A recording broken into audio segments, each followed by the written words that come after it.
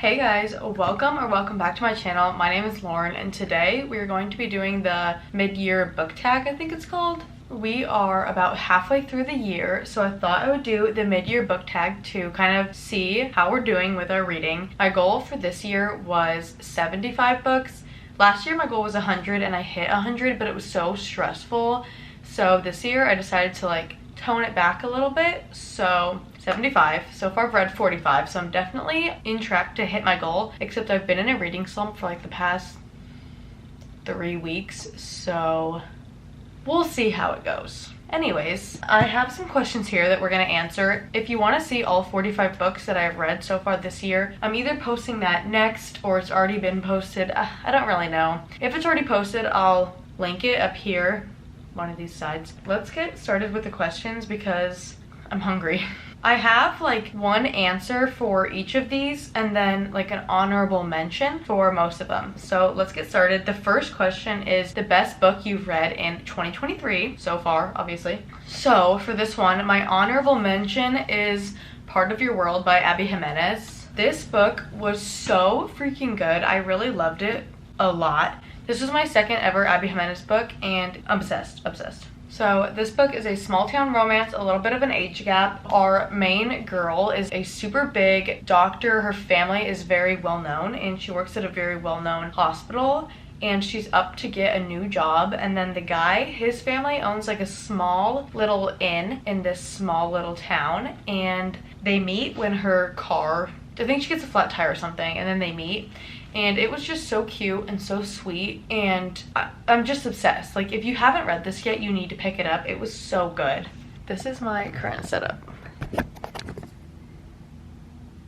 Okay, and then my favorite book of 2023 so far is Magnolia Parks by Jessa Hastings. This book, there's no words. It's quite simply, there's no words. This book was so freaking good. I haven't read Magnolia Parks 2 yet, which I really want to get to. You'll see that later in the video. But this book was so good. If you don't know what it's about, it's basically Gossip Girl, but in London, I'm pretty sure. It's high society, toxic. So many people don't like this book, and I can see why. But if you have the knowledge going into this book that it's going to be toxic, you will be fine. Don't read this expecting it to be a light, fluffy romance, because it is not. Don't read this expecting to love every character, because you will not. So if you go into it knowing all that, you're gonna be fine and you're gonna love it, because this is the best book in the world. And I won't hear anything otherwise. Quite simply, I won't. The next question is the best sequel you've read in 2023. So my honorable mention is Finlay Donovan Knocks 'Em Dead. The first one is Finlay Donovan is Killing It. I love this series. The first one is about a single mom and she is barely making ends meet. She is a writer and she writes murder mystery books. So she's talking to her agent one day in a Panera Bread and someone overhears her thinking she's a hitman that can be hired. So they try and hire Finlay, and that's how the story unfolds. It is just so good. If you've ever read Dial A for Aunties, I would totally compare it to that. It's very silly and unrealistic, and none of this stuff would ever happen, and it's so outlandish that it is so good, just like Dial A for Aunties was. So definitely check this one out if you haven't. So then going off of that, the best sequel that I have read in 2023, Harry Potter and the Deathly Hallows. I read the first 6 books in 2022 and I was holding off on reading this because I didn't want the series to end. This was the first time I have ever read Harry Potter, and after each book I would watch the corresponding movie, and that's the first time I've also ever seen the movies. I was obsessed. I still am simply obsessed. My family and I went to Universal Studios and they have all the Harry Potter themed stuff, and it was so fun. Literally seeing it come to life. I loved it.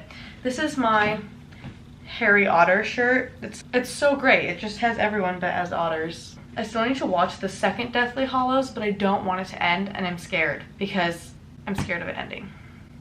The next question is a new release you haven't read yet but you really want to. So for this one I have 3 that I could think of off the top of my head.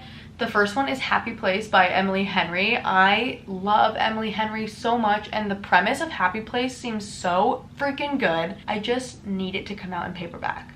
So I'm wondering if I can like rent it from a library or something in the meantime, but I really want to annotate it. So I don't know. It's an internal struggle that I literally deal with every day. I'm like, is today the day I just buy it? I don't know. I don't know. So we'll see. And then the second one, obviously, is going to be Fourth Wing by Rebecca Yarros. I want to read this so freaking bad. My battery's about to die. Okay, I'll see you guys in a sec. Okay, I charged my battery and I'm back. I kind of forgot I was filming, so I just picked out all my pimples. So ignore it. We're not talking about it. Anyways, I think I was on books that came out that I haven't read yet. I was talking about Fourth Wing. I really want to read that. I've literally been seeing it everywhere. I've never seen a book blow up that fast and that intense. So that one I really want to read. And then the third one I have written down is The Love Wager by Lynn Painter. I really like Lynn Painter's books, so I want to get to that one very soon. And then the next question is kind of similar, but it's the most anticipated release for the second half of the year. I guess I don't really know what books are coming out because I couldn't think of very many. The one that I could think of is called What Happens After Midnight by K.L. Walther. That's the author of The Summer of Broken Rules, which I love that book. So I'm so excited to read another one by the same author. So I cannot wait to get that book. Okay, the next question is the biggest surprise, and I took this kind of as like what book surprised you the most, I guess, and I have two. The first one is Tomorrow and Tomorrow and Tomorrow by Gabrielle Zevin. I did not think I would like this book as much as I did. I ended up giving it like a 4.75 stars. This book is about two friends who make a video game together, and it's just not something I'm typically interested in, so I was like a little hesitant to read it. I saw everyone raving about it, so I picked it up, but I didn't want to read it because I was just putting it off. But this ended up being so good, and it was honestly such a big surprise. And then the second book I have is a book I could use for almost every single freaking prompt, and that is Magnolia Parks. I went into this book a little bit skeptical because I saw so many mixed reviews and people either loved it or they hated it. There was no in between. So I was like, I hope I'm going to be someone who loves it because I don't want to hate it, because it's such a pretty book and I wanted the rest of the books in the series because they're so pretty and I loved it. So that really surprised me and I'm so happy I loved it because now I'm so obsessed. And this is not the last time you're gonna see this book, sorry. The next question is your favorite author debut or new to you, and I have three for this one. The first one I have to say is Abby Jimenez. This was the first Abby Jimenez book I read and it was so good. Since I think I've read 3 Abby Jimenez books, I'm looking at my books down here if you're wondering, and I loved every single one. Like, she has not written a book that I haven't liked yet, so great find. I'm so happy I found her books. The next one I have is Elsie Silver. I read Flawless by her a couple weeks ago, actually. I haven't picked up any others in the series because I am trying so hard to put myself on a book bind ban. It's not going well. But I don't have the rest of the books. I really want to get them soon because I really like this one. I just loved her writing. It was so good. So this was another fave author. And then last and absolutely not least, Miss Jessa Hastings. You will not hear me shut up about this book. I am obsessed with the way she writes. It took me a little bit to get used to, I will say. Some of her sentences don't feel like sentences. When you read it all together, it's so good. I don't want to talk about it. It's so good. The next question I have is your newest fictional crush. I am someone who, I feel like I don't get attached to book boys that much. Like, everyone's always like, oh, he's my favorite book boyfriend, which I feel like I don't really feel that. I don't know. I'm not like, you know, that was weird. But I still have 2. And the first one is Jacob from Yours Truly. This is an Abby Jimenez book, obviously. He was just so sweet and wholesome and genuine, and he had good communication. It was great, like, anxiety representation, which I loved. And like, seeing a guy with anxiety was just so like, it touched this. It touched my little heart. It was really heartwarming. So, love Jacob. And then the second one, I'm sorry. I have to. This is Daisy Hates, if you don't know, by Jessa Hastings. It's the second book in the Magnolia Parks universe. And Christian is so great. And I heard people like him even better in DH2, which I cannot wait to read. So you might hear me raving about him more in the future. The next question I have is a book that made you happy, and I have 2 YA books for this one. The first one is The Start of Me and You by Emery Lord. This is about Paige, and her high school boyfriend actually passed away, so everyone in this small town knows her as the girl whose boyfriend died. And it is her junior year of high school, I think. I don't know what year it is, but she's ready to like reclaim herself this year and kind of start fresh. And she just has like a little checklist of things she wants to accomplish, and it was just so cute and sweet and so YA and so fluffy. So I really like this one. It made me happy. And then the second book I have for this is Better Than the Movies by Lynn Painter. If you don't know, this is about a girl named Liz, and her childhood crush moves back into the neighborhood, so she recruits the help of her neighbor, who is friends with the guy, to get him to like her, essentially. And she falls in love with the neighbor in the process, and it was just so cute, and I really like this one. The next question is a book that made you cry, and I've noticed I don't really cry during books that much. Maybe I'm not an emotional person, but I don't have very many books that I cried during. So I think I actually only have 2, and I'm going to show you both of them right now. So the first one is In 5 Years by Rebecca Searle.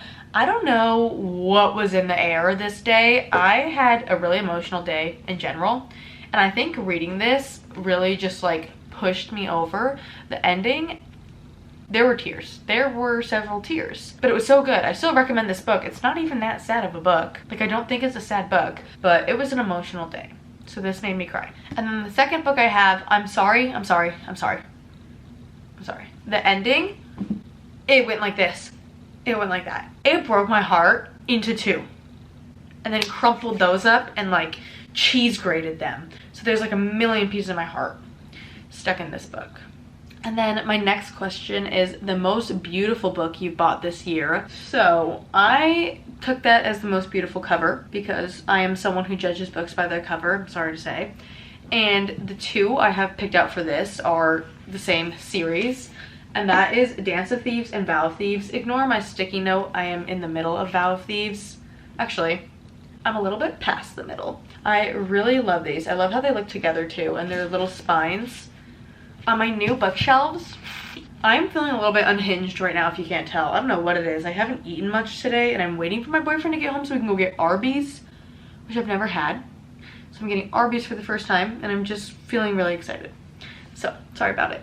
And then the very last question I have is, what books do you need to read by the end of the year? And I'm going to do it to you guys. I'm doing it. Magnolia Parks 2. Who saw that coming? You all had to have. This cover, can we talk about it? Can we talk about how pretty it is? Oh my gosh. And it's so fun because like as you read, you like figure out what these little things are. Like as I was reading this, I was like, oh my gosh, that's what that means. So it's kind of like little Easter eggs, and I'm obsessed. Like, I don't know what else to tell you. So this is definitely a book I want to get to this year. I'm pretty sure MP3 comes out in February, which is gonna be a long wait, but I want to read this one so badly. Oh, I can't look. This is a long one. This is over 500 pages, and I cannot wait to just devour it. Absolutely devour it, leave no crumbs behind. Oh, and then I have one other book for that prompt, and that is Once Upon a Broken Heart by Stephanie Garber. Whoa, it's shiny.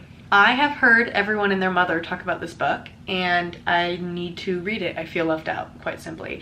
I also really want to read A Court of Mist and Fury, Akamoth, because I finished ACOTAR, and I loved it. It was so good, and I want to read the second one because everyone hates on Tamlin, and right now I'm like, he's not looking too bad, but I know he gets worse. So I want to figure it out for myself, okay? I think I need to go eat dinner or something. I gotta call this guy up and see where he is because I'm feeling a little bit crazy. But thank you so much for watching my mid-year book tag. This was really fun to do. I loved looking back at my books. I filmed a TikTok where I showed all the books that I've read in the past half year and whether they are worth it with a simple yes or no. So if you want to see that, my TikTok is always linked in my bio along with some other fun things.